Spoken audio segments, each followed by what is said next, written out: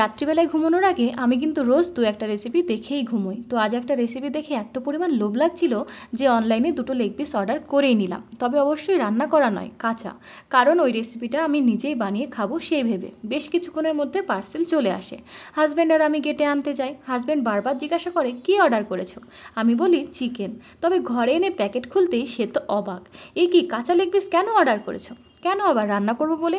তুমি যখন এত রাত্রে অনলাইন অর্ডারই করলে তবে খাওয়ার জন্যই করতে, আবার এই রাত্রি 10টায় এখন রান্না করতে বসবে? কেন? কিচ্ছু না। আর যাই হোক, রান্নার কাজে তোমার আলসেমি নেই দেখছি। বারবার রেসিপিটা দেখছি আর এই তন্দুরি চিকেন বানাচ্ছি, এত সুন্দর গন্ধ বেরিয়েছে।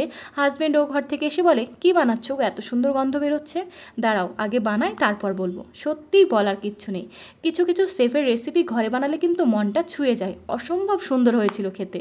এমনিতেই হাজব্যান্ড কিন্তু লেগ পিসটা খেতে চায় না, তবে এই তন্দুরি চিকেনটা সে কিন্তু দিব্যি খেয়ে নিয়েছিল।